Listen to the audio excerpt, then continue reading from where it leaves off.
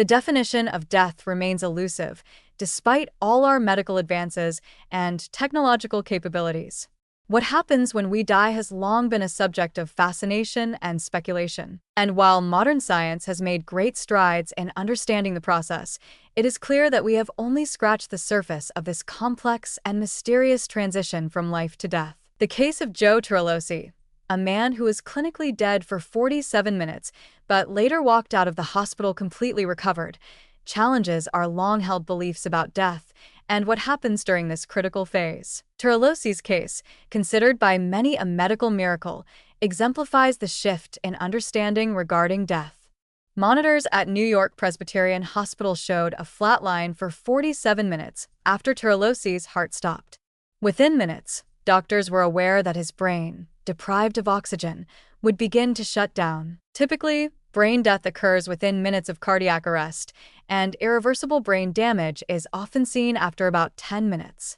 Yet, Tirolosi defied these odds and, after intense and prolonged resuscitation efforts, was revived, showing no signs of lasting neurological damage. This story serves as a compelling illustration of the evolving understanding of the process of dying. As Sam Parnia, a leading expert in near-death experiences and intensive care medicine, explains, death is not a singular moment, but rather a process that unfolds gradually after the heart stops. For years, the medical community has focused on the cessation of the heart as the marker of death, but Parnia and his colleagues argue that this is an oversimplification. His research, including the AWARE study, Awareness During Resuscitation, has revealed groundbreaking insights into the experience of dying and the persistence of consciousness well beyond the moment of clinical death. In the AWARE study, over 2,000 patients who had experienced cardiac arrest were monitored, with interviews conducted post-recovery. Surprisingly, 55 patients reported vivid memories of their experiences during their heart stoppage, some of which were verifiable through medical records. These memories often included detailed, accurate descriptions of their surroundings and actions taken by medical personnel while they were clinically dead. One patient even described observing their own resuscitation from above their body, including conversations between doctors and nurses and a machine giving instructions to administer a shock to the patient. This phenomenon, known as near-death experiences (NDEs), has long been a subject of speculation and mystery. However, Parnia suggests a more scientific approach, coining the term actual death experiences to describe these events, where patients have conscious awareness of their situation despite being clinically dead. These findings indicate that consciousness may not vanish immediately upon cardiac arrest, and the brain may continue to function, albeit in a different way than previously understood. Additionally, recent studies, such as those from the University of Michigan, have revealed that the brain remains highly active after a person's heart stops beating. What was once believed to be a period of brain inactivity is now being seen as a time of neural fireworks, where brain activity can spike in surprising ways, potentially explaining some of the vivid and often surreal experiences reported during NDEs. Despite these revelations, it remains unclear when exactly death transitions from reversible to irreversible. The case of Tirolosi highlights this uncertainty.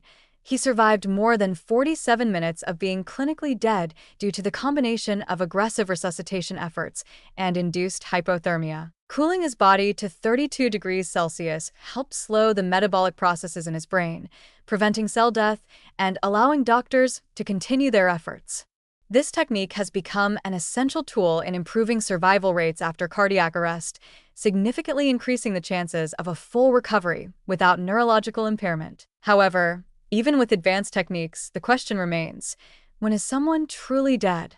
The current criteria used to diagnose brain death only assess whether brain functions have ceased, not whether brain cells have been permanently damaged.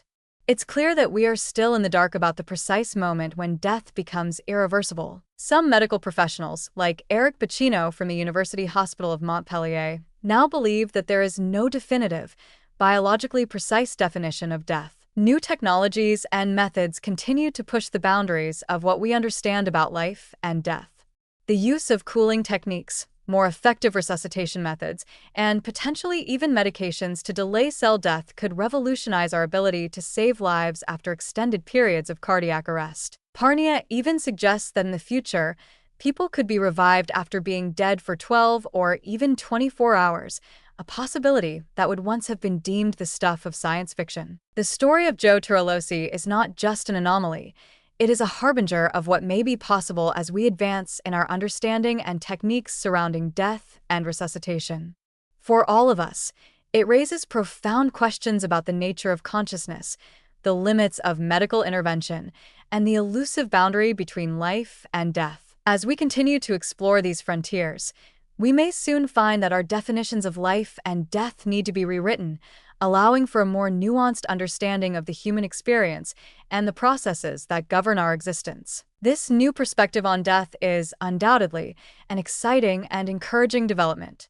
It offers hope that those who are clinically dead for extended periods may one day be able to return to life without suffering irreversible damage. It suggests that the human body, and particularly the brain, may have more resilience and potential for recovery than we have ever thought possible. The idea that we can extend the process of dying and perhaps even intervene to reverse it opens up new frontiers for medical science, making the possibility of recovery from seemingly fatal conditions much more attainable. Ultimately, this research invites us to reconsider the finality of death and to approach the process of dying with more humility and hope.